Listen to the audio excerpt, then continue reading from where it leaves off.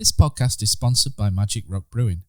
Currently, you can get free delivery on all orders over £40 and 10% of all online orders by using our code of TakesThatChance10.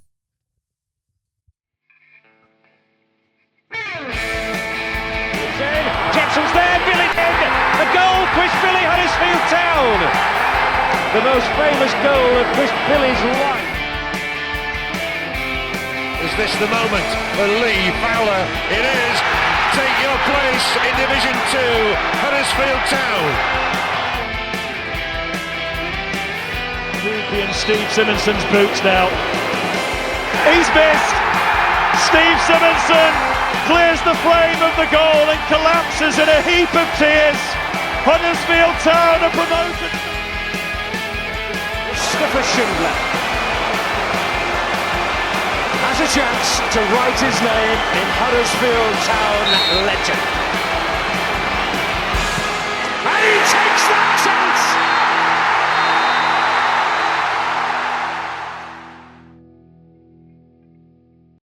Guys, good evening. Welcome. I've got it all written down here. Let me be. This is what they do on BBC News, isn't it? Did you see it when Duke of Edinburgh were proper serious on it? So this banter about haircuts for a news report. Good evening, everyone. Welcome to episode 102 of the Andy Takes That Chance podcast as we review yet another grim week for our beloved club.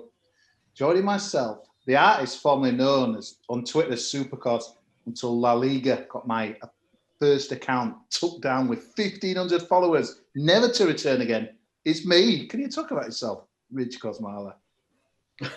And joining us today is Huddersfield Town's pin-up boy. He's not only available to ogle behind the till on the wall in the newly reopened shop this week, Portakabin that is. This hunk is now available to ogle or to drool over in the new season card 3-minute club video for 2021 season. He's there, Mr. Dan Porritt. Pause. Are you getting any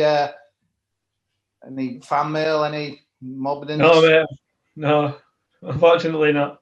I actually had to. Was that clip that we're on? I had to rewind. I can't believe it was stood up front like it. Turning away from pictures is the best way to do it, isn't it? I've got your introduction now, mate. And you're also joining us tonight. A man becoming famous for eating on Zoom more than being part of a promotion-winning Huddersfield Town side. Bought in a sexy new trim that has been absolutely buzzing about already before we've gone live. Here he is, Phil Senior. He's only having a drink tonight, no food available. Well, you never know, he might get in a delivery order during the show. I've got a surprise for you, don't you, Willie? And last but by no means least, if this man was a Grand National winning horse, he'd surely be named Son of Jerry. Welcome to the Tadcaster Albion manager and beyond the physical retweeter and a big time fan, of course, Mr. Paul Quinn. So we've had some laughs and some smiles. So the next hour and plus is going to get worse from there. So I don't even know where to start, guys, to be honest with you. It was always going to be a big week, wasn't it? I think we all knew probably Bournemouth might be beyond us, but Rotherham, we were hopefully for a win, but we'll cover that game first, really. Wow, what can we say? Let's have a look at the team that we picked. D'Amico Douani kept his place after his fantastic performance at Carrow Road. We went with a strange formation. I don't think we're like a 3-1-4-2. Pause, you're into your formations, really. Back three, Romani Emmons Green kind of recalled to the picture. But what a disappointing performance, wasn't it? And let's be honest, Rotherham should have won. And I was just so alarmed the second half how we just kind of faded away. We didn't have any energy, any ideas. Honestly, how they missed the 3 points, it was just incredible. The bar saved us twice. I thought Coleman? Schofield had a great afternoon. And the guy who missed at the end, I've wrote his name down. I think he called Wing at the end. Absolutely horrendous. Lewis Wing. I think at the end. Oh no, it's called Wiles. God, I'm unprofessionally. Yeah, Wiles won. Wiles, yeah. But we walked away with that. Alarm bells ringing. Pause. Rotherham at home, and we should have lost, man. What's going on?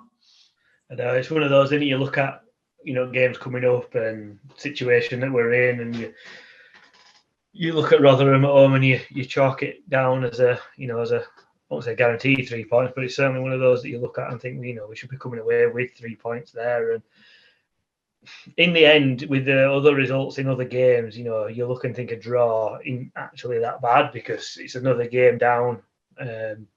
We'd not lost any ground on Rotherham, and everyone else seemed to lose. But the thing that was most disappointing for me was the manner of the performance and the manner of getting the draw. As you say, if we'd have lost 3-0 in that match, you couldn't have come away and been grieved that we'd lost 3-0, and it just wasn't good enough. As it stands and as it stood then, survival for Huddersfield Town is in our own hands. We're above the bottom three. There's a 2-team cushion, albeit not many points between us and Rotherham as well. And you're looking at your fixtures and who else is playing everybody, and you're thinking from even before Rotherham, you're thinking, do you know what, 3 points probably will just about do it.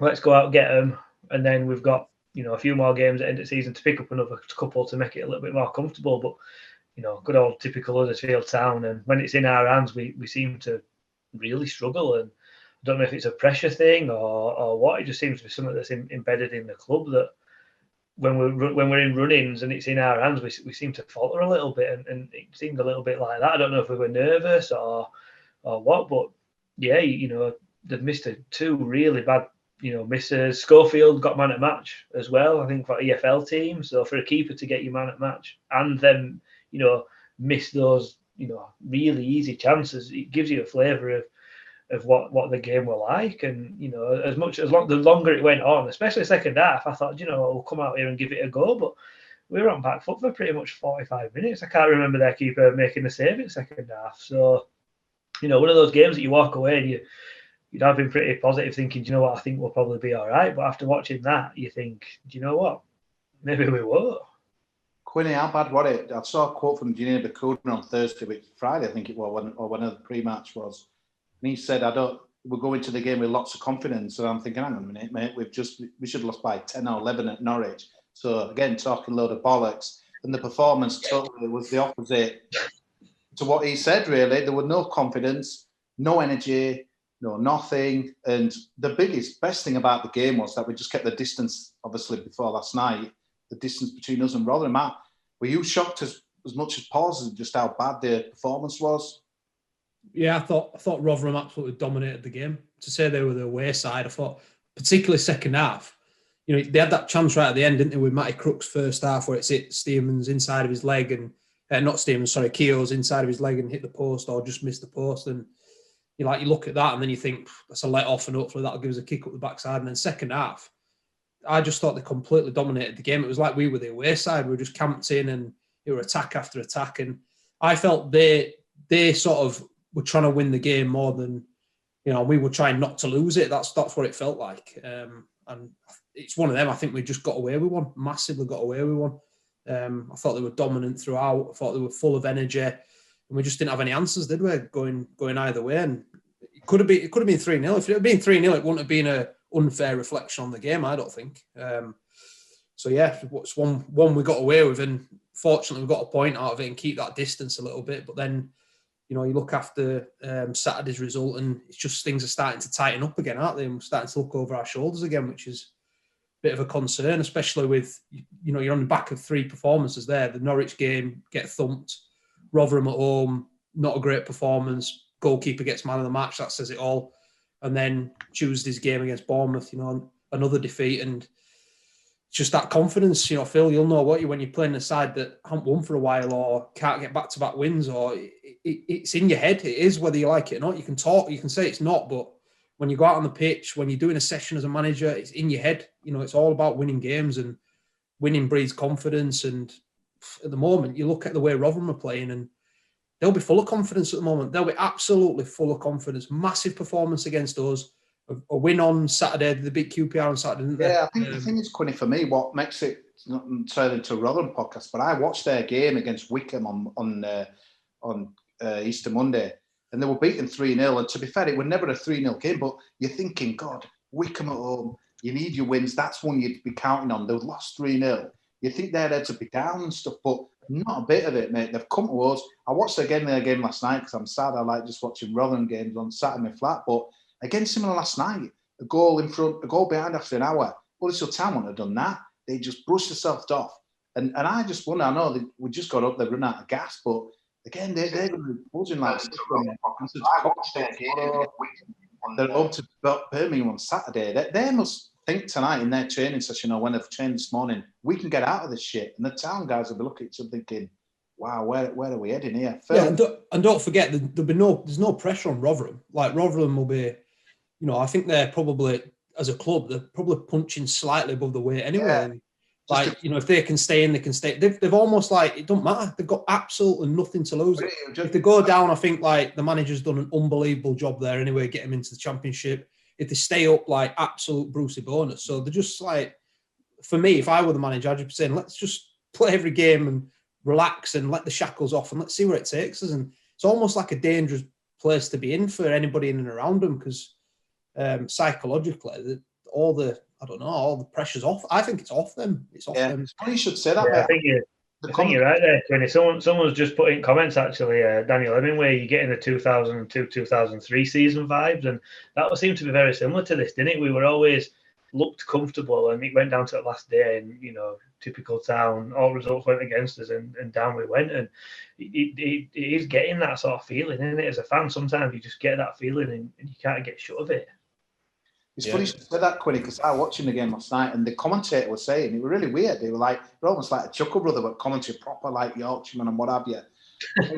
Come on, lads, this season's a free hit. What we're worried about, no one's expected to be here. Just exactly what you said there, mate, and that as well. And it's just like you say, they're dangerous. And it'd be interesting to monitor, because in a way, against commentary, kind of moved the show on a little bit. We haven't even discussed the games, but they may be overthinking we've got a bit more pressure on us as well, but it's they just was wanting there playing with free, and like you say, and Huddersfield Town just looks like the weight of the world on their shoulders. Granted, we've got an horrendous injury list, but Phil, when you look at our teams that are being put out by Carlos and positions and stuff, it's players all over the shop. You wonder where they're playing. Like saw Aaron Rowan last night at full back against a Dutch international winger, which were absolutely ridiculous, and it's just such a messy picture. And I was saying today on our Twitter, if you'd have said to me, imagine in August, if we were saying that Josh Corona, who could hardly get a game at Rotherham and he was no starter, we're kind of praying on our knees for this man to come and save our season. It shows us what a joke we are. Like Quinny was saying, wasn't he, about obviously like knowing your roles and Rotherham there, we're in totally different positions, aren't we? And our consistency in terms of team selection, and we seem to be playing in a totally different way and lack of confidence compared to start/mid-season. And when you've got all that expectancy from dropping down from Premier League and having that bigger squad and being a bigger club, the pressure's on. And for the players, it's like Quinny's, I 100% agree. Like for Rotherham, they're going into games and it's right, we're all in it together, we're fighting, we're scrapping for every point. And going back to that consistency in terms of how you play, they've got a clear way of playing. You speak to any Barnsley fan and they will tell you that Barnsley are playing horrendous football. They'll tell you that it's horrible to watch, but they're really effective. They've got a way of bringing players on at specific times of the game to freshen up. They've got fast players out wide that they bring off and put on who they can trust, and they're bombing balls forward. And they've got this real identity, whereas Town really are struggling from the start of the season. The start of the season, we all knew exactly how they were going to play.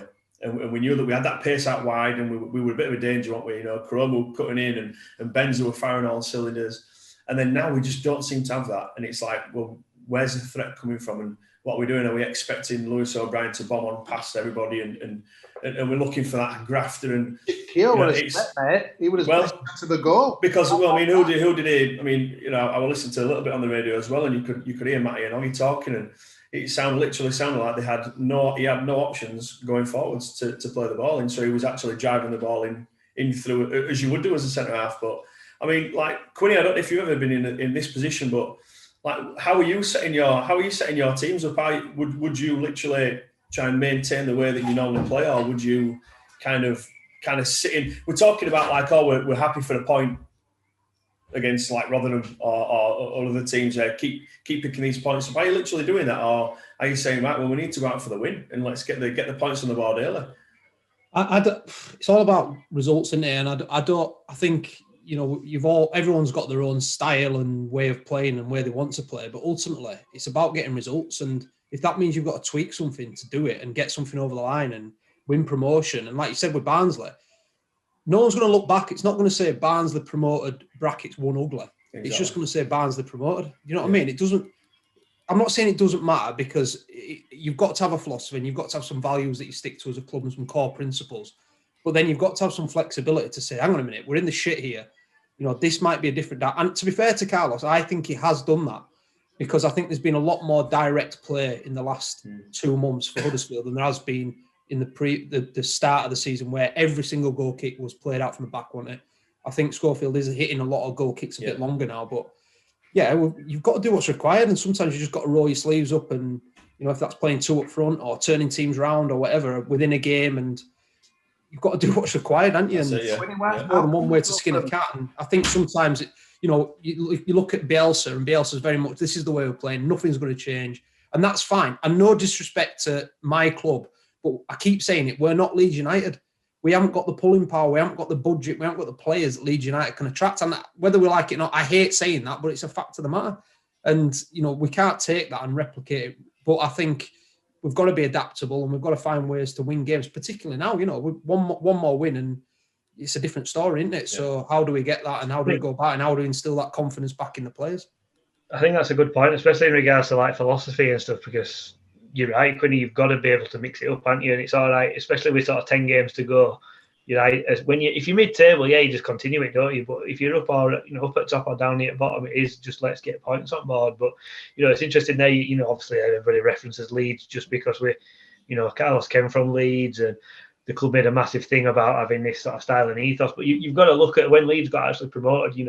The figures and the amounts that they were, paying players, and the amount of quality that they brought in is astronomically different to what we've got in Huddersfield Town. And I think what's kind of hindered Carlos in some way is the big fanfare that he came in with. And, we're going to do this, we're going to play this exciting style of football. And I know we've discussed it before, but he's just not got the players available. So by taking that ethos away and that philosophy away, and just basically grinding out any sort of result to get a point on board, at this stage of the season, I don't, a bit like you, I don't really have an issue with that at all. He's not great to watch, and people will come on and lambast the way that we're playing and stuff like that. But with 8-10 games to go, does it matter if it get, like you say, does it say Huddersfield Town survived, in brackets, played shit for the last 10 games? It doesn't, does it? It just shows that we've survived. So he's coming in for some stick, Carlos, and rightly so. And I know we're going to come on to it, but at the moment, if it's like Cowley's in it, everyone said Cowley's played really bad football, but they kept us up, and at the end of it, job done, wasn't it? I tell you what, Pods, can you imagine the outroar if Portsmouth go up and we go down? Jesus Christ, I think there'd be a scandal. But Quinny, I just want to ask you, because a week before we played Brentford, we played really well. We probably deserved our point against the top, side. But the Norwich game seems to have done a lot of damage. And the one thing that worries me now, because we need a win or two. Like you said, I don't know whether we're playing to not win or whatever, but it's like last night. We got that goal back, and I never felt that we were going to go on and kind of get another one. It's almost like we've forgotten how to win a game. It seems to be like damage limitation, and it's a bit scary. Obviously, with some of our kind of major weapons are not firing on cylinders, and Benz's a waste of time again, and has been for a couple of months. Karoma played in a B team today. Fingers crossed he might be benched or something on Saturday. But I don't know. I just don't know if it's just because of injuries or Carlos is kind of mixed up or whatever. But I don't have any faith that we're going to go like to Nottingham on Saturday and have a go at that swashbuckling football. And it's very worrying, mate. I just don't see a win coming anytime soon. But I don't know what you think, mate. It seems to be just damage. I think with the Bournemouth game, like for me, they fall into like the Norwich category with the quality of players they've got. How many of their players have played in Premier League football recently? You know what I mean? Solanke's chance, he gets half a chance, doesn't he? And bang, it's it back at net. I'll finish that one, by the way. They're just full of Premier League players, aren't they? Whereas we've come out of the Premier League and we've lost a lot of players. We're players on loan, etc., etc. We just haven't got that experience and that nous that a lot of the top teams have got. But yeah, I hand on heart, I think we'll be all right. That's my inkling. I think we'll be all right. I think we'll just do enough to be all right. I think we'll pick up a result because it's Huddersfield Town. We'll pick up a result and we're not expecting it. It might be Saturday, and I think one more win and we'll be all right.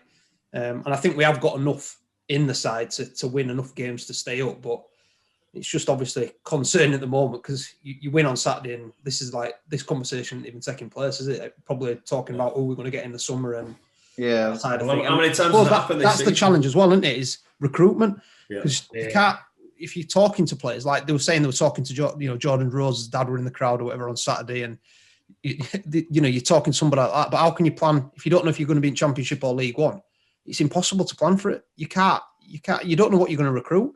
You don't know what your budget's. It's all those sort of things are so up in the air. Whereas if we're safe now completely, those conversations are a lot easier, aren't they?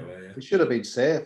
I've got a few comments to read out. Damien Wales, 2 dire games, got away with a point on Saturday, could have had a point last night, but probably not Saturday. It was like a non-league game down at the stadium. And I agree what you guys saying around Rotherham. What's up with non-league, by the way? I've seen some great games in non-league. Agree with what you guys say about Rotherham. That point against them, instead of losing, could be a crucial point. That was the only positive I had, that we'd stop them kind of getting all 3, really. But more of the post, really, and shocking miss at the end and that as well. It'll probably come down to the Coventry home game. We know how good Town are with crunch home games. James Dyson, could you believe August commentary last night was buzzing after sold him a cordless vacuum before the game? Really happy. Oggy baffles me. He must have been watching a different game. I must admit, he was saying Romani Evans Green were having a great game until his error. I thought, I don't know what game he was watching because I didn't agree whatsoever with him and that as well. John Smith, great name for a stadium, by the way. His stupid whole man marking system that Carlos uses, that is the cause of our problems.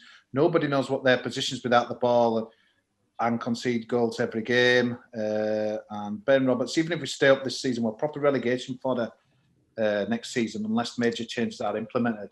So trying to kind of dissect a little bit of the 2 games, really. But Dwayne Holmes, we've mentioned him before, we'll mention him again, just having zero impact on the game whatsoever. And I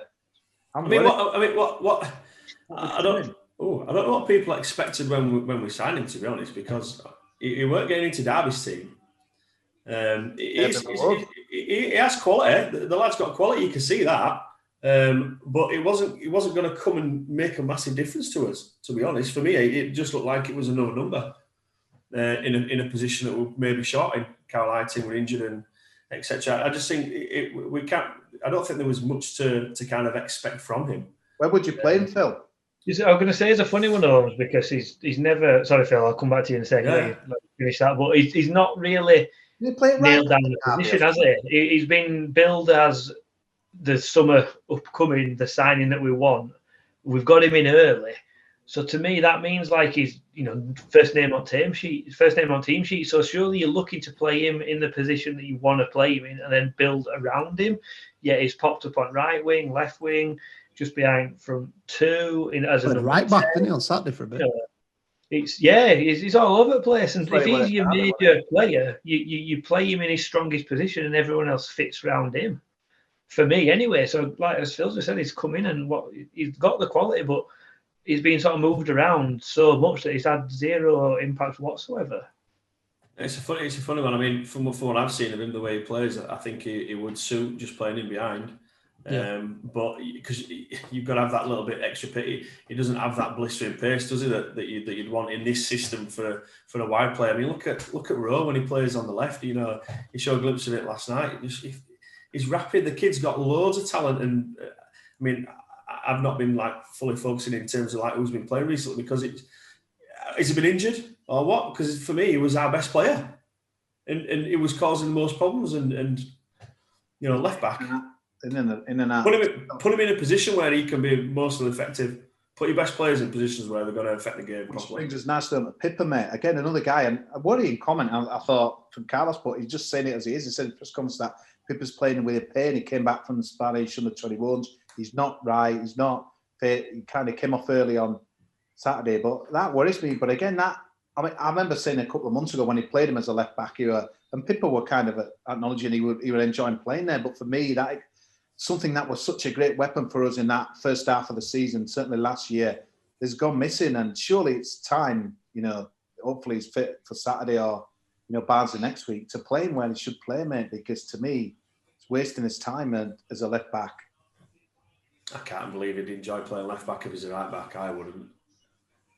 I mean, it's an interesting one, isn't it? Because, I mean, probably one for you to answer here, Quinny, as a manager, when you're looking at your team sheet and you've got a player in a position who plays that position, he plays it well, like we use Pippa as an example, your right back is, that's the strongest place. The team seems to play better there, but then your left back gets injured and you think, oh, well, Pippa can do a job at left back and we'll bring in the reserve right back, if you will, who's not really that comfortable. And do you move Pippa to make it balanced as having like sort of 50%, shall we say, or do you leave 100% and then put the other right back and have maybe that 25%? Quinny, can I decide what to do there? If it were me, I'd play my best player in his best position and worry about what might happen elsewhere with whoever. But a lot of managers seem to move, full back from side to side or wingers from side to side. And for me, you weakening the whole squad by doing that, the whole team, by doing that. I mean, in your experience, what's good for you? I want to chuck in Lewis O'Brien. Sorry, before you come in, Quinn, Lewis O'Brien exactly the same. Just don't get what we're doing there, playing like left. He looks very annoyed to be there, to be honest. I just wonder in the summer that this could be one of the reasons why you might want to leave, because I know it's a needs must, but I totally agree with what Poss said. Surely you play the players, Jaden Brown, I don't know what's done wrong, but he doesn't seem to be playing him there, and he's weakening the team to kind of just fill in. I just don't get it. Yeah, I think, like, for me, Pippa has got to start on that right-hand side all day long. Just what he brings to the team. I'm a massive fan of him. I think he's a real talent, energy up and down, but he's not looked a threat. He's not looked as much of a threat on the left-hand side. And then, you look at what the replacement is on the right-hand side, and you're almost playing with two players there that aren't, if you're playing with Pippa and Toffolo, you've got like real balance, haven't you? Two players that get forward, they know what they're going to do. For me personally, I'd leave Pippa on that side, and then I think for me, I agree with Phil. I really like Rowe. I'd give him a whirl there, and I'd give him the opportunity, and that's what that type of player needs as well. They need somebody to get a knock or be injured or be suspended, like Toffolo was, and then that's your opportunity. And for me as a manager, you want to try and back that player then to go and say, go on then, you've got 5 or 6 games here, go and have a run at it. And yeah, it's sometimes like round peg, square hole, isn't it? And I think any player worth the salt will tell the manager, I'll do you a job. Like anybody, any decent player will say, I'll do you a job there. But still in the back of the mind, they aren't 100% comfortable playing there, or, if they're right-footed and they're playing on the left, and, most professionals should be able to do that. But the reality is that they can't do it as comfortably as they want to do. And I think that has caused a problem. I think missing Toffolo is a big blow, because the fullbacks are a massive part of the way we play out there. And him not being in the side just gives us that.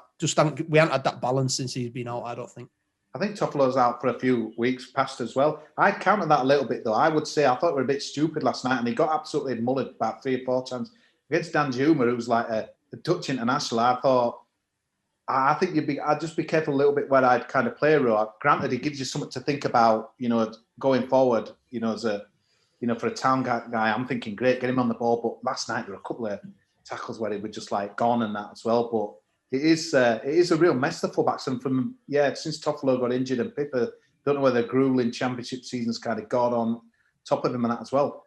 Well, we tried O'Brien, didn't we, at left back? I think it was against Middlesbrough away, somewhere like that. And it might not be Middlesbrough, but one of the Middlesbrough. He gave friendly away, didn't he? Yeah, he did. Yeah, and that clearly didn't work, and he clearly didn't look comfortable playing there. Like Phil said, he did not want to. You could tell his body language and everything. He did not want to be playing at left back. And again, it's round peg square. And also as an opposition, Phil, you'll probably know this as well. If you sense that as well as an opposition, there's a couple of changes. The managers, I tell you what the manager's just saying. He's saying, get at him, get at the fullback because he's not comfortable. Get at Pippa on that side because he's not comfortable on his left-hand side. Or, even tackling on your left-hand side, it's a different skill set when you've got somebody going down the other side of you.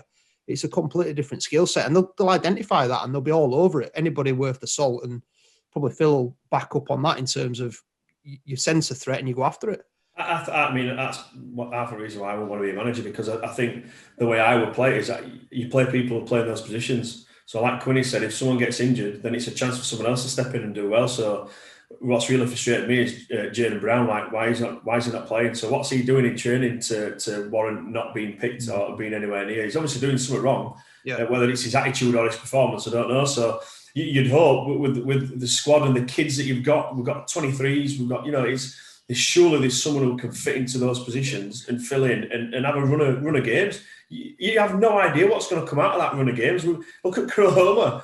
Do you know what I mean? It's none of us were really excited for him to be playing, and he's turned out to be our most valued player this season, and we want him back. Do you know what I mean? So there's something good will come out of it, but it's having that bravery and like Quinny said there, it's obviously it's down to the manager, and if he doesn't have that trust in people, and he would rather what worries me is he'd rather trust O'Brien instead of Brown at left back and taking your best midfielder out of that area and sticking him in, and that's quite winning, to be fair. So going back to transfer market end of the season, we're screwed, aren't we? Because we're going to need a ridiculous amount of players. Lewis O'Brien's a good guy, it seems to me, and he just gets on with the job. But for me, in the summer, when they're looking at your future and you're thinking, what stuff like ain't gonna help him. I know we shouldn't hand it to players and stuff, but that's been done too many times, I think, at Town. But Lewis O'Brien's is better quality player than Huddersfield Town quality at the moment, if that makes sense. You could slot him into that Bournemouth side and he wouldn't look out of place. You could slot him into a Norwich side and he wouldn't look out of place. And at Town, he probably looks worse than what his ability is because he's playing around players that aren't as good. So, hey, Quinny, who would you take out at Town team for your team at Taddy? One player. If you could pick one player, who would you choose? Fit. They're fit now. They're fit now. No, fit now. Yeah, they're fit now. Is Pippa fit? No, he's injured. Who would I take? Do you know what I'd take? I'd take Vallejo all day long. Yeah, player in it. I'd take Vallejo. Absolute player, by the way. Would it be his position in front and back four? Distribution, unbelievable. Yeah, I'm played enough for me. He'd be one of the first people on my team sheet, especially in Championship, and especially the way we play. I think he's brilliant. He's underrated, massively underrated. Switch. I can see it tomorrow at Examiner, mate. Although saying that, I'll give him pinging him all over the place, won't I? Diax galore, ching. Why is Carlos playing Isaac and Benza? The guy is clearly left Huddersfield Town mentally. He was a joke last night, an embarrassment, and we've seen that he was like back to Premier League and Benza. It's such a shame because we were talking up and he was fantastic that first half of this season, free kicks, creating stuff, waste of time. Rwanda Arons came on and he looked good, mate. He didn't look fit, but he caused one or two issues and stuff and as well. And to me, I don't get why Carlos is playing like guys like Bakuna and Benza. To me, but give me guys. Scott Ayer, another one last night. He did more in 20 minutes than Benza did in his 70 or whatever before. Why is Carlos? He seems, I don't know. He seems to be giving these guys the game, whatever. But it's like I don't think that's helping him, and I don't think it's helping with the fans when people are judging him at the moment. I know it's an hard job, but he's giving us nothing. And Benza, he ain't going to be there next season. So why? What's the point? I think that's probably what it is because they know that they're not going to be there. So it doesn't matter to them, does it? If we go down, we go down. I know there's personal pride and all that in professional football, but some of the characters we've got at Town, like you say, Benza, Bakuna specifically, from the history and how they've been when they've been with us, for the past few seasons, they don't give a shit, do they? Why should they? They're still getting paid whatever they get paid, and at the end of the season they'll go and probably find another club, and it won't matter to them. If we're in League One. They're bothered, are they? I find that like really difficult to get my head around that. And again, Phil, you'll probably come in on this, but if you're a player and you're in a struggling team and you're coming towards the end of your contract, then you've got two options, haven't you? You can either just sit there and do naff all and be a dick about it, or you can put yourself in the shop window and get yourself a better deal with somebody by saying, look, I'm playing in a side here that's struggling, and get yourself, a better deal, better club, longer terms. Someone like Pritchard at the moment. I mean, do you know what I mean? Do you know what I'm saying, Phil? It's like I agree. I don't get. And for me as a Huddersfield Town fan, what do you want to see? Like you said about Scott High, yeah, I'd rather see somebody that's going to run through brick walls for the club between now and the end of the season, or now and whenever, and do what they can to keep us up and show that terrier spirit or whatever you want to call it. I've had conversations in the past, like at town and non-league, where I've spoken to players who are in those positions, and that is the conversation. So things aren't going right at the club. You're not happy with the way you're being treated. Be selfish. Be selfish in your game. Not be selfish in terms of your performance, but play well. Get on the pitch, play well. Put yourself in the shop window and make a difference. I think with Mbenza, and it's difficult. I would have imagined it's difficult as a manager. If you're getting a tune out of a player at the start of the season and they've just had a bit of a dip in form, when's the kind of cut-off point where you go, right, they've had that chance? Look at Pritchard, because you know if for Mbenza there's something in there. We all know that. He's been great this year, but obviously recent performances haven't been. So when is that cut-off when you go, right, do you know what? I'm going to give someone else a chance instead of this lad. And because on the flip side of what we're talking about here is, why is the manager picking him if he's out of contract and he's thinking in that way that he might not be putting it looks like to me that Mbenza's had a move sorted me for a couple of months. He's playing like it. Because I know what you're saying, Quinn, you'd think to me, it just feels like, I could be totally wrong here, but he's got something signed, sealed and delivered. Yeah, maybe, yeah. But Carlos is the mug for playing him, and we're the mugs for kind of putting up with it, for me. What does that say about the potential players that can come in? Because if it's Mbenza or somebody else, in 20 minutes. Does Carlos not? But does he not trust these players? Does he not think they're good enough? Does that not? That doesn't bode well for the future, does it? That if there's no one else to bring in, that again goes back to what Phil's saying about how many players we're going to need in summer. Because if he's not willing to promote somebody now, what is he going to do in summer? Unlikely, is he? So it's another position to have to fill. And at the moment, every week we're coming on saying we need a player in this position and this position, and it's about 15 players long, this list at the moment. Let's come on to Carlos now, guys. So when we sung Old Lang Syne and got steaming in his living, go out. Then we've won 2 games since then. Swansea, which seemed to be an absolute miracle, but everything came together. Even Dwayne Holmes had a good game that day. And QPR, which, we played really well there. And mate of mine just messaged me and sent me a stat. So in the past 4 seasons up to now, Town have won 26 games of the 163 games played. That's an average of 6.5 wins per season. I saw that on Twitter. I think it's right. I think we've won. I think it's 36, not 26. But still, it's not the greatest. It's not the greatest, is it? It's still a poor return. But what is it? 2 from Christmas? Cause it's 2 in 20 now. 2 in 20, mate. Yeah. 2 in 20. I mean, what other manager would still be in a job after that? 2 in 20. He's lucky to not be sacked, isn't he?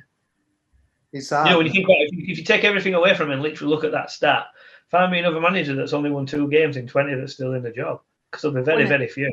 Quinn, if you had an injury list as long as your arm and obviously key players out and, I don't know, because no matter what level it is, you'll begin to dip to the sidelines and what have you and stuff like that as well. For you kind of going to your chairman and he's like, what's going on here? 2 wins in 20 and you're saying, injuries. Is that just, he'll be like, sorry, you've got enough good players to win. How do you kind of feel from Carlos? Do you have sympathy or, from a manager's point of view, or do you think we should be doing better? Because part of me is thinking, there's a shocking injury list. I did a little thing today on Instagram and 70% of people says stick with Carlos on Instagram. We had like about 100 people coming in, but there's more dissenting voices, but the facts speak for themselves. Awful run, isn't it? Yeah, I think to answer to your first question, I think it depends what sort of relationship he's got. He's obviously got a good relationship with the powers that be. They brought him in and they've got this vision and they want to stick with him. I think I've seen a couple of people say about fans in the stadium. I do think there'd be a lot more pressure if the fans were in the stadium. I genuinely do think that. I think there's a few things around that. A few players that have not just at Huddersfield, but a few players that have got away with things they won't get away with supporters in. Teams have probably played differently than they would have done if supporters were in. So I think there has been more patience.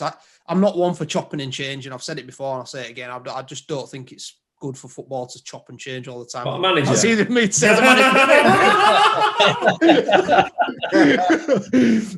How long should they have, Quinn? Managers? About 6 years, maybe. Long enough to pay a mortgage off. That's the one, mate. That's the one.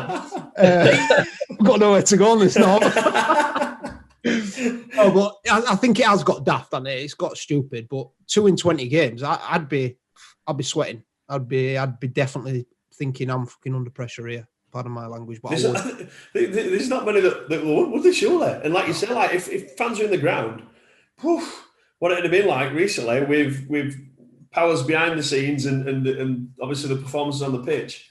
It'd be. I mean, I'm not sure about this. It'd be hostile and blah blah blah. Be all kicking off. I just think there'd be voices raised. And by the way, it is. I'm not from my own experience, and I know I haven't managed anywhere near the level that Carlos is managing, but when you're on one of these runs, it is horrendous as a manager. But yours is worse.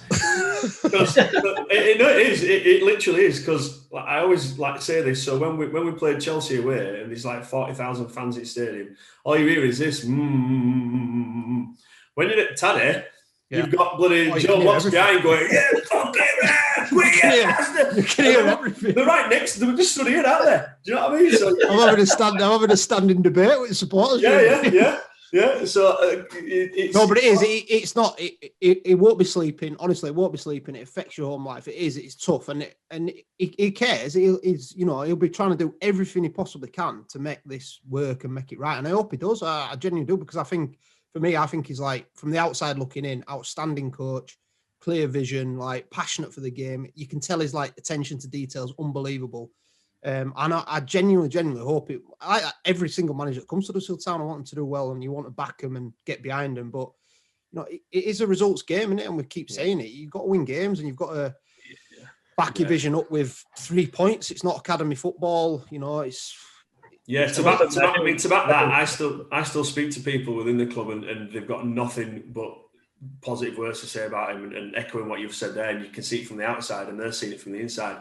His attention to detail and the way that he is in and around the club is fantastic, apparently. So he'll be 100% behind, but that's irrelevant compared to the results. It's a results business, isn't it? And it's the resources as well at your disposal. Yeah. You're only as good as your players. Simple as. You can be the best coach in the world. If you've got a load of shit players, it don't make a difference. If you've got a load of players that aren't going to work hard or aren't got a good attitude, it's very, very difficult. You can be the absolutely best coach, you've done all your badges and everything, but you look at they've got top players at the disposal, haven't they? This will always be the argument that we'll have at the moment as well, though, because you'll compare the gaffer to Cowley's, and did Cowley's come in and say, right, well, this is the group of players I've got, this is how I'm going to have to play. I mean, I know he's played in that way in the past, but like, did it suit him? Whereas Carlos has come in and said, right, we're playing my way. I mean, last manager I remember to do that with Mick Wadsworth. And we're playing 4-3-3, and we're going to stick to it, and we're going to stick to it, and he never changed it. And obviously we weren't horrendous, but 1-0's here and there, and we're down. So it's, I don't know, it's difficult. Some players you've played with, Phil. Some players you've played with. Think of anybody from the squads you've been in, and the attributes one of those players would have had. And if a manager have asked them to do something completely different, they couldn't do. Yeah. It's like, you can probably think of a number of people that have played for Huddersfield. Think of Andy Booth. You're not going to get him. You're not going to say to him, come and drop in the hole and get half turned, and because that's not his game, is it? And it's one of them as well. Have you got the prime example of Booth, isn't it? Because he couldn't move, and he still can't move now. In fact, he probably moves more now actually than what he does when he plays. Do you think it's unfair? Because again, Portsmouth are on fire. We're not on fire. All I'm seeing on Twitter and stuff is these comparisons of Cowley's, that they never put up with like Norwich performance and what have you and stuff. I remember some stinkers under them. How are you seeing the Carlos situation, mate? I think what goes against him is just kind of the way he is. Obviously, he's a kind of Spanish speaker. He speaks quick. He don't, I don't know, like a Big Sam kind of character or that ilk and that as well. You can kind of, or a Jacko, even going back to your days, Phil. It's like, we're having a shit run, but right, guys, we're going to do this, that, and the other. And I think I just kind of listen to Carlos. I'm thinking, it's bad, really. But I think with Carlos, and I definitely feel for him, because early season, as Quinny said, we were playing some decent stuff. When he had his first choice 11 out, we scored some beautiful goals, some really beautiful goals. Starting from keeper and passages of play up front and stuff like that. We were banging them in, and he's obviously got something there. I just think that with Carlos is, you can tell is come from like a youth team sort of setup, where I know we're going to move on to youth teams at town, but for me, in those situations, the result isn't always the most important thing. I've mentioned it on here before, that he seems to still be slightly in that headspace that this is what I want to get out of this game, and if we get that out of it, the result is not secondary, because obviously he's in first team football and we'll be fully aware of that. But the ethos behind the performance, and sometimes if you want players to do things, is probably top of the agenda. I don't think you can play like that. I feel really sorry for him that he's probably not being backed maybe to the way that he wanted to be backed, and not being able to bring in the quality of player alongside the injuries. But then if you flip that over, if he apparently wanted Dwayne Holmes, he's got him and not got best out of him, so you've got to look at it like that. I just think it's such a transitional season for the club, for Carlos, for everything. There's so much going on this season. If he manages to keep us up, then for me, he deserves another shot next year, however bad he is. From now until the end of this season, he sort of deserves that chance to bring in these sort of 10 players that we might be able to bring in. If he can handpick the ones that he wants and he gets the backing from the board, next season we might see more of that early season form, because he'll have better resources and better players at his disposal. If obviously we start off next season in a very similar way, then questions have got to be asked. But I think he does. I think he deserves time. As Quinny says, I'm very similar to you, Quinny. I like a manager to come in and be there. You can't implement a full style of football and a full ethos and a new way of playing in 18 months, 2 years. You need to be there at least 3 or 4 or 5 even years for that to fully embed. I think the thing is as well, Paul, is that, I'm reading the paper the other day, is there's a lot of players out of contract. I know we've talked about before, big earners, what have you. It's a real chance to make your stamp and, kind of... Oh, the summer this year is the biggest summer for years. We've never really... I mean, the last time I can think of when we needed this amount of players is when Jacko took over and he had his famous 8, we had to recruit a full squad, and it's going to get to that point again. You were there, Phil, you know what it's like, a lot of new players coming in and stuff like that. I think there's a lot of mentality within Huddersfield Town at the moment, as that stat that Phil just read out. 4 years we've been losing the majority of the time, and getting rid of everybody from that sort of mindset and bringing new players in might just freshen it up a little bit more. Just want to win some games, don't we? Yeah, let's come on to the stuff below the first team, because you were saying there, Paul, it's not all about results, but I was showing a table the other day that really shocked me. I mean, we've seen it every kind of week on the Twitter, they don't put the score on there. That's on the website. We've kind of been humbled by Notts County, but the under-18 league table, we're bottom. We've lost 14 out of 19 games. This includes teams like Grimsby, Notts County, Mansfield, Scunny. I think we lost to Liversedge last Thursday. I think we lost to Blackpool in a B team game and that as well. But you two guys are the perfect, you three, Pods, because you're involved with coaching. You're the perfect guys to kind of throw this at, because you look at all that and you're thinking, Jesus Christ, like there's nothing to kind of get inspired about. But then in the other half is, does these kind of games really matter? But I'm thinking, hang on a minute, we're a championship club and with 1 or 2 guys out on loan and what have you, but and minimum kind of usage of some in the first team. But it looks pretty bleak when you kind of look at a website every week. And obviously we've talked about Matty Daly not being involved. I think he scored today, didn't he, for the B team and stuff. But Quinny, I'll come to you first, but should we be worried that we've lost 14 out of 19 games in the under-18s league against some pitiful teams? We see to lose, or whether we see to play. There seems to be a culture of lose, and gets a bit depressing no matter how the club try and jazz it up on the website or try and dupe you. They're concentrating on this and concentrating on that. It's should we be worried, or should we be thinking it's not really the end, be all and end all? I mean, how many players are likely to come through? Phil's smiling brightly. How many players are likely to come through? That's the first thing. If we're having a big emphasis on those coming through, then personally, I think the right thing to do is to try and get them playing as much senior football as they possibly can. And you've cited your Liversedge there, but they're coming up when they're playing. What people have got to understand is when they're playing against Liversedge, the under-18 team, is they're coming up against a lot of ex-professional players. So you look at someone like Adam Field, who plays for Liversedge. He was at Huddersfield till he was 18. He had a pro deal. You're not coming up against dog and duck. They're not a Sunday league team. They're older lads. They're experienced. They know the game. They've probably 90% of them have been through a professional program. So yeah, you can say, but you've got 17-year-olds coming up against 26, 27-year-old experienced players.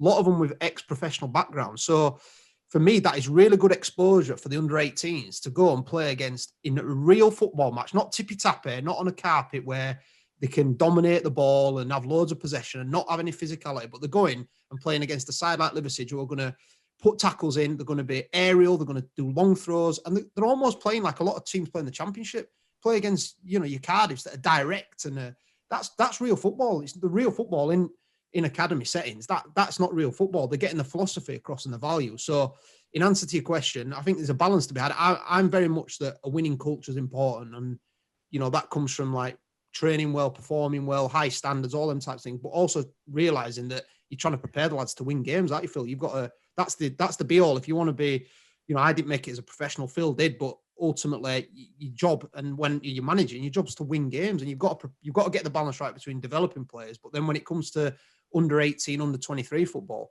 there has got to be that element of we've got to find a way to win this game, because if you call up to the first team, that's what you've got to do, and it's part of the skill set. So I think we're on the right lines with the academy. I think we did.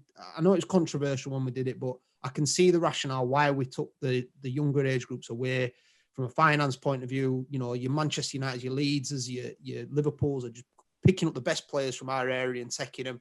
And now we're letting them do all the legwork basically and trying to pick people back up off on the back of it. So I think we're on the right tracks, but yeah, it is contagious. Like the cycle we're in for the last 3 years. This isn't this season, is it? Like Phil said, this started under Wagner, and that's not Wagner's fault. It was just where we're at, and that losing cycle is hard to break, and I think we're still in that. And if we can stay up and stabilize as a Championship club, for me, that's what that will be job done at this point, because we're not a Bournemouth, we're not a Leeds.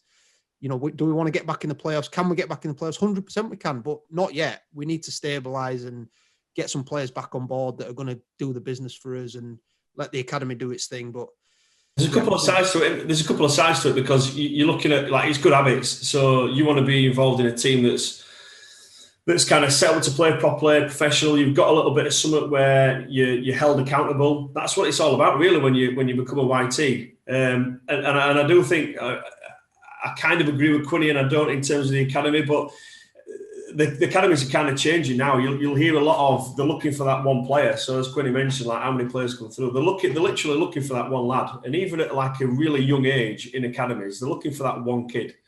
And in terms of the way that we're going about it, we're looking at these kids who obviously haven't just quite made it at these bigger clubs, and we're hoping to develop them. So maybe we're going to struggle with these younger age groups in terms of 17s and 18s.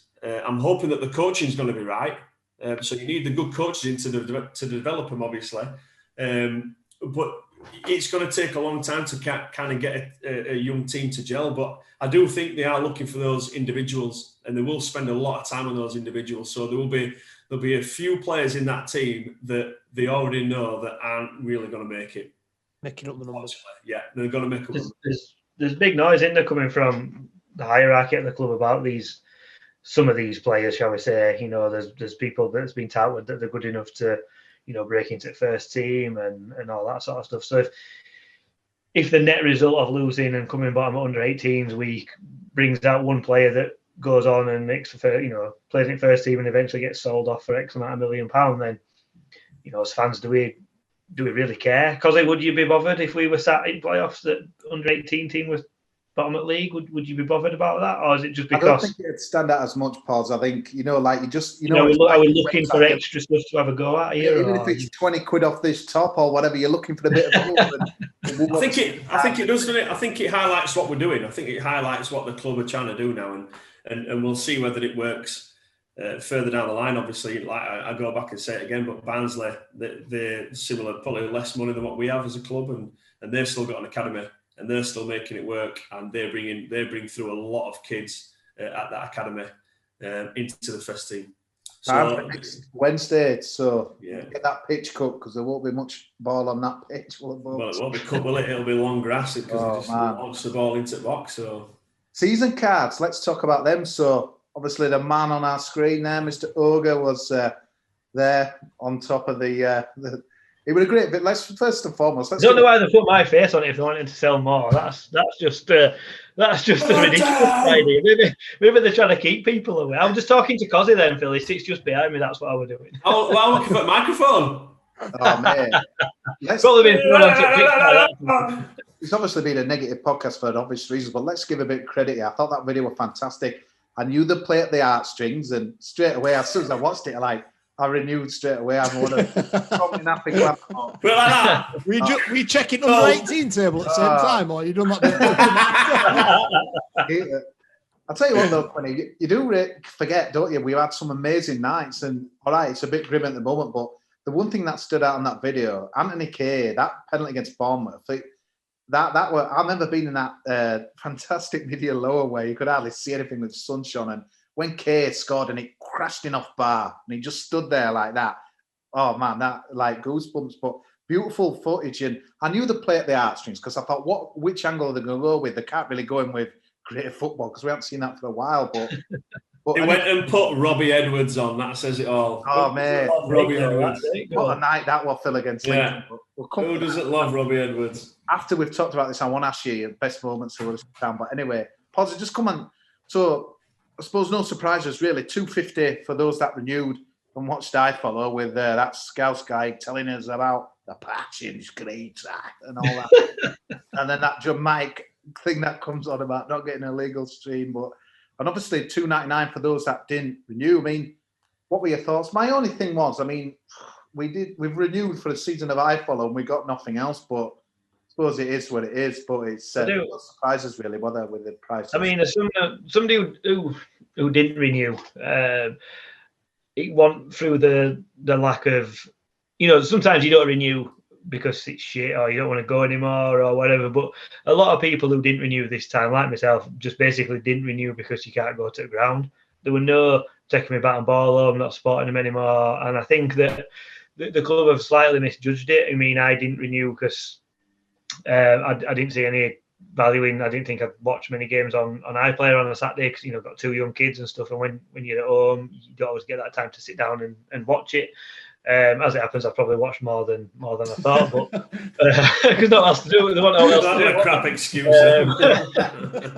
But I think what they probably could have done is, especially with where things are going on pitch at the moment, is I know they said they were going to keep the price the same for the existing season ticket holders. I think what they probably would have been better off doing is making it maybe 200 for them, so they've had the 50 quid reward, and keeping it 249 for anyone who had won the season previous to that, and then anybody new who've not had one for a couple of years, 299 is probably fair. I just think that I'd imagine someone had done some sort of mathematical calculations somewhere, but I think the 299 will put off quite a lot of people, especially given what's being served up at the moment on pitch. I think that people may have found other things to do and not almost falling out of the habit of going to a match on a Saturday when it all starts again. You never know, you might get that bug back. But I do think that extra for 50 quid, are they gonna make more by selling 8,000 at 300 than potentially a lot more at 250? Will the maths stack up? I suppose that's what they've got to consider and get that balance in as well. But again, look at when we had Wagner, the ground was full, it was rocking. That plays a massive part in football. So does money in till, is that more important than bums on seats? For me, they've made that decision, and although 299 is cheaper when you compare it to everyone else in Championship, I look at it that 249 to 299 is probably about right. I'd say that's value for money.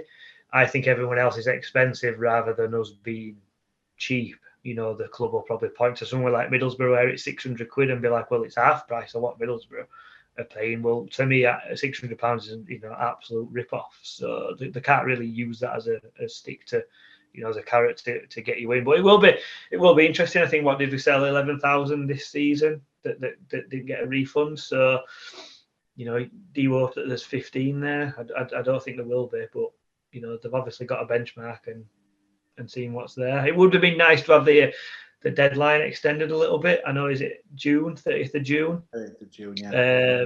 It would have probably been more beneficial to maybe make it end of July, and fans could have sort of see what investment there is coming in before making a decision, because I think that'll make people's minds up more than now. If we stick with what we've got now and bring in not right good quality. Next season, you're looking at another relegation fight, and why are people going to be bothered? That's fifth season in a row. So would you start 300 quid? A couple of things Pos need shouting out. There's difference this time. It's a COVID back policy where they're going to give you games back pro rata if obviously let's hope we're all in, but if you watch the news and what have you, third, fourth waves and stuff. So don't watch the news. Don't watch it, Kosi. No, don't. Apart from beer gardens. Don't watch it. And then obviously the under 23, the new kind of age category and that as well, which is, I think that's a smart move on that as well. But Phil, what were your gut feeling when you saw the prices and stuff? Were it fair enough, or did you feel a bit? I think the prices are great still. I really do. I just think it's just going to look as it looks when we've performed as poorly as we have, and no one's been able to watch. And then all of a sudden they've just gone boom and raise the price. I just think it could have been, wait till we, finish 14th next year, maybe, and then raise the prices. Do you know what I mean? I just think it's just not been timed great. But I still think the prices are reasonable for watching Town, to be honest. I like the fact that they've lowered price they've increased the age for the little kiddies. So my little lad can go. Yeah, I think the kids one's good because my lad's only 6 and he'll get his for it's like £2 a game or something. I suppose in that respect, you could say the total price for me and him is probably about the same as what it was last year. So I mean, I was just thinking about getting some free ones like Quinny gets. But I can't get hold of them. We don't win a game. We're going to be waiting until bloody August to bring prices out. I mean, I agree with Pos, like what Pos just said there. I think I didn't get one this year. I've had one for the last 4 years now since I left Halifax, and I just think that I didn't get one because I wanted to see that the club had a bit of ambition and they were making strides to be better. And all I saw were people leaving, and obviously we're not being able to watch. I thought not a chance. So I think now we've got Sorba Thomas, mate. You were going to renew? Yeah, no. We'll just let him play first. Just put him on pitch. But what's the point? Where's this lad from Ireland? What's going on with him? Is he still injured? Best video ever, wasn't it? Lads going nuts in that bar. Anyway, let's move on to something more positive than this. Huddersfield Town Day. Happy Huddersfield Town Day. It was on Tuesday. I always think they're a bit cringe that, but anyway, who knock something that's positive? But so. Best, Phil, you've got to you're interesting because obviously you were an employee, but what makes you most proudest to be an Huddersfield Town fan, Pos, and give us your best memory. And please don't say Schindler's penalty. That'll be boring, man. Why are you proud to be Huddersfield Town, mate? Mine were, I remember, I don't know if it's just memories or just, I don't know about proud to be Huddersfield Town, but the Arsenal FA Cup at Leeds Road. I always remember Nigel Winterburn came to pick a ball up right next to me, and I said a few choice words to him. And he had ball, and he just went like that towards me. But I'm proud to be a Town fan. You were brave then, Phil. Yeah, there's so many. I think the promotion for obviously when we were kids and it were a season where we didn't really expect it was a good one. And for me, it was the fact that we're well supported. It's a big town. Everybody loves the club, and getting on the bus and driving into the Millennium and looking down the strip, and it was just blue and white, just pure blue and white. It just send shivers down your spine, really. And it was the same at Wembley when we had all the fans kind of marching towards the ground, and I stood at the top of the steps with my young'un, and I'll never forget.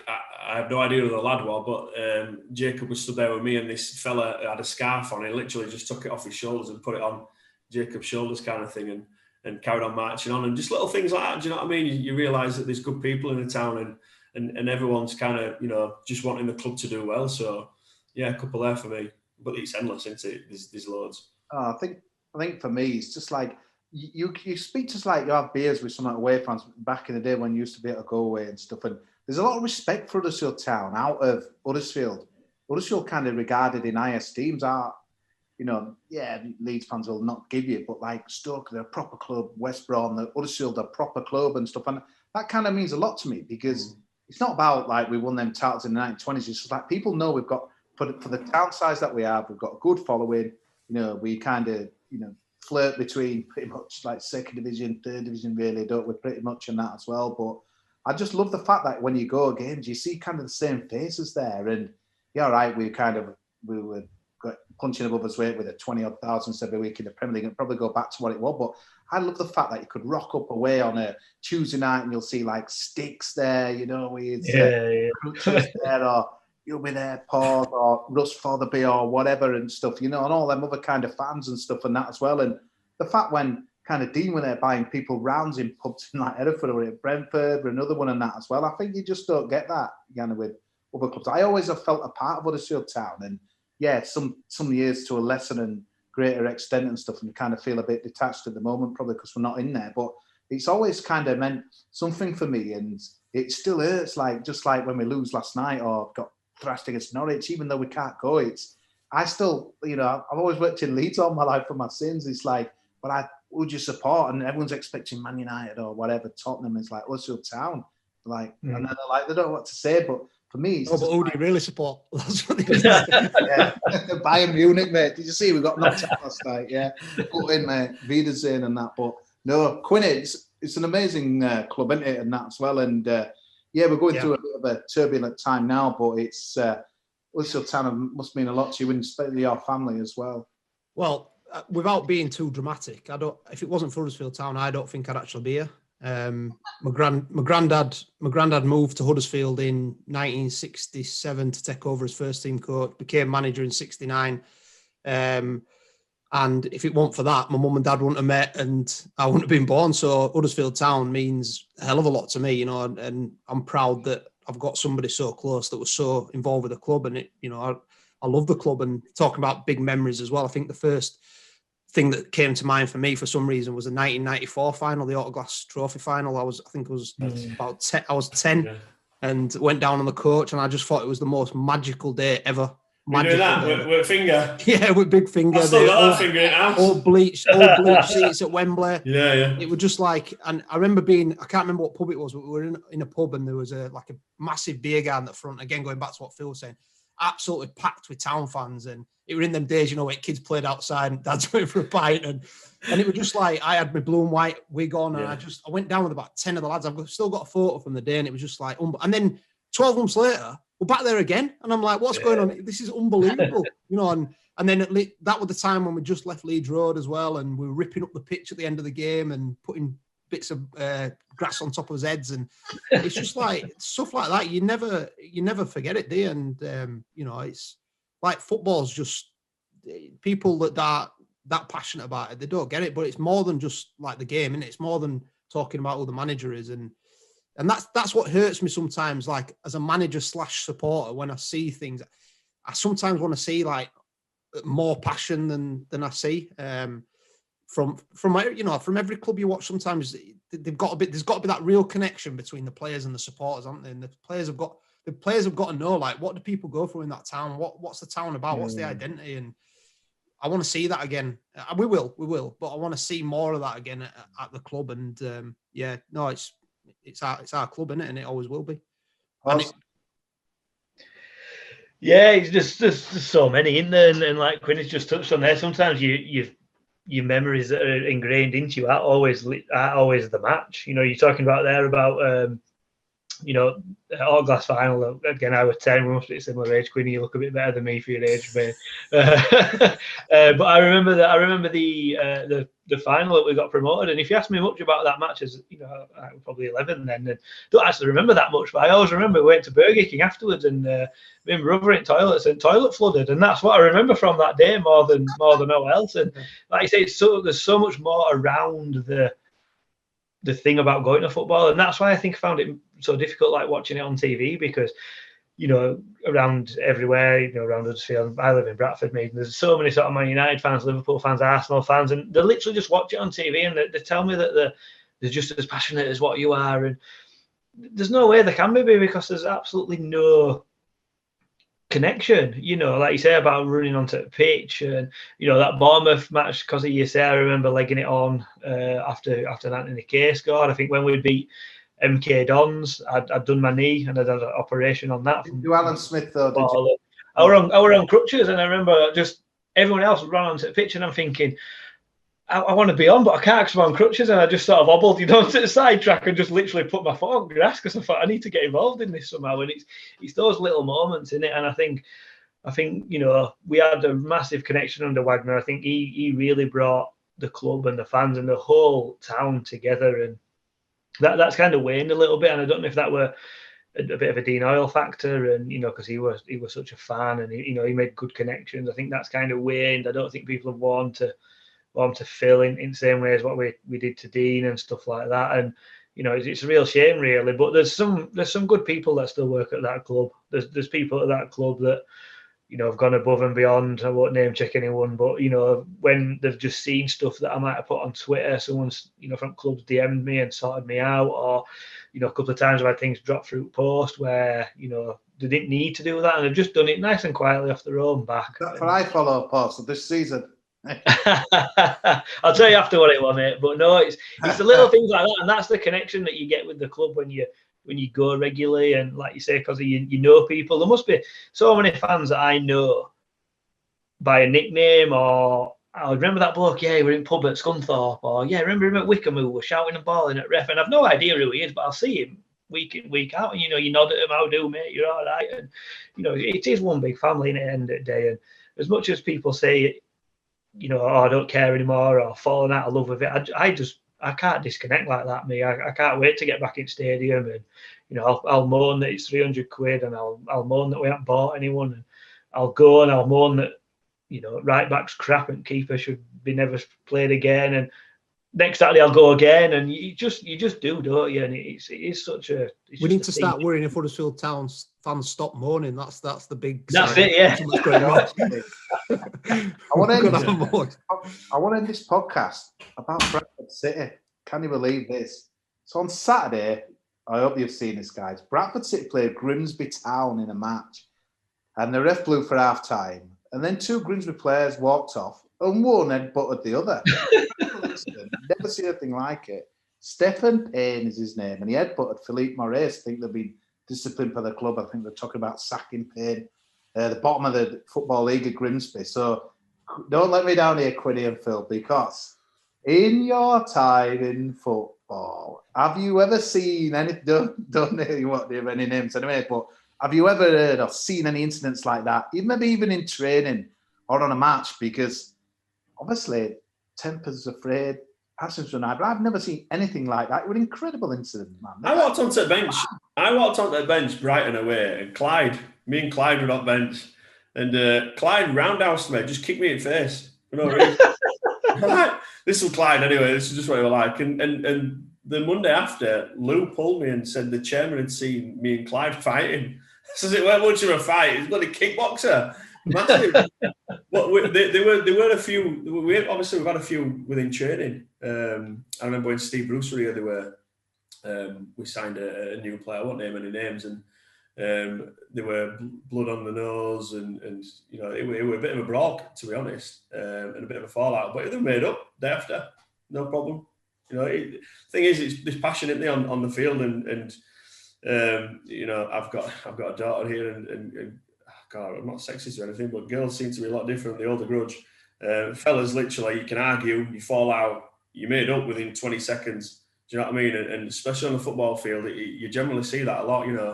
I had a fallout with Worthy when I was younger. It's something to nothing, and next, we're best of mates kind of thing. Like, so I think it's just the frustration sometimes on a footy field, and if someone said something, and you obviously know that you've done something wrong, and I don't know if that's the case, and tempers can flare, and you can punch, whatever. I mean, it happens in the change rooms all the time. Managers are the worst, throwing bloody tactics boards and all sorts at you, and do you know what I mean? And kicking off, and you don't say, oh, back to, it's like an head teacher, you don't say a word back to gaffer, even if he's it wrong. I think it'll happen a lot more than what you expect. I mean, who did it happen with recently with Chelsea? It's happened in-house, hasn't it, with a couple of Chelsea players? Yeah, it happened with Aspilicueta and Rudiger. Yeah, Rudiger, yeah. And Tuchel's kind of said, like, don't get in the way of any of those three. I think he put Kovacevic or whatever it's called. Quinny, I'm also now going to dish some nice dirt. Quinny. To your stereotype. I mean, the thing is, Quinny, like, have you ever had it as a manager with your own players, and how have you dealt with it? Like, do you feel like... for me? Yeah, so like 2 players in your team fighting, have you ever thought, like, this is going to affect team spirit, this? Sometimes I think it's when you see it, especially if it's on the. I won't like to see it on the pitch like that with players out because I just think it looks bad and it sends the wrong message. But in the change room behind closed doors, if people are going for each other, sometimes I think it's a good sign because it shows that people care, and it shows that people are bothered. And a few people have said to me before, "Fucking hell, do you think what do you think the change room's like after that?" And sometimes it's a good thing. You want players to be at each other because if they're just sort of sat there and you're worried then that they're not bothered. They're just going through the motions. And from a manager, I've had a few. You're like, get it. I put a makeshift cat flap in a door once at Brighouse Town with my foot. It's a passionate game. What's that, mate? Saying going around with betting book, right? I'll have a fiver on him. Yeah, exactly. It's a passionate game, isn't it? And temper's afraid sometimes, and people have moments where they disagree, and not. By the way, not everybody likes each other in a club, in a football club. Not everybody. It's like being at work. You want to try and create that bond, and you want to have each other's backs. But at the end of the day, you've got 15, 18, 20 different personalities, and everyone's not going to get on with everyone. Everyone's not going to see eye to eye. There's going to be lads who room with each other or knock about with each other more than others, isn't there? And it's just like at the end of the day, people say it all the time. The human beings before footballers, before managers, they're just lads, aren't they? And lads fight at work. Lads not in that aspect, but they'll disagree at work. They'll fight in the playground. There's nothing different in a football environment. And it's when there's been that little temper's frayed or you've locked horns or whatever, then it can boil over sometimes, can't it? But yeah, obviously the line's got to be drawn somewhere, hasn't it? And here's the link. Let's up Township. Then. You what? Did you see the headbutt? It was pathetic, wasn't it? It was. It wasn't like a proper Joey Jones. Honestly, I think he did it Leeds Road, didn't he? Push it's like a kiss. The thing is, Paul Hurst has gone back there. Thought I can recreate the old magic at Grimsby, and they're probably going to go down to go back up. But yeah, let's up Township more fight in their next 2 games, which nicely done. Now, so don't be late because 3 o'clock you won't be seen again. But yeah, Forest, not to play for. Come on, we should be able to do that. And then Barnsley, that'll be interesting next week. But we'll be back next Thursday anyway. And so it's been a bit downbeat, but you've got to be honest, haven't you? And it's just not good enough at the moment, man. So renew your season cards. Come on. 30th up the town. You're on commission, Kosi, for the sales renewals. I'm the new because you're going to be getting that form. You're getting his account number and sort code out, won't you? Bottom of you. I'll pass it to the club.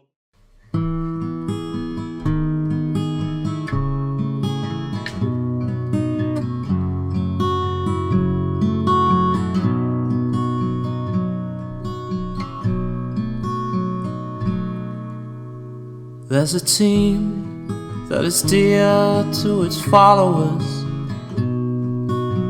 The colours are bright blue and white. They're a team of renown, and they're the pride of the town. And the game of football is their delight. And all the while upon the field of play, thousands loudly cheer them on the way. Often you can hear them say, who can beat the town today? And then the bells will ring so merrily, and every goal shall be a memory. So town, play up and bring that cup back to Huddersfield. So town, play up and bring the cup back to Huddersfield.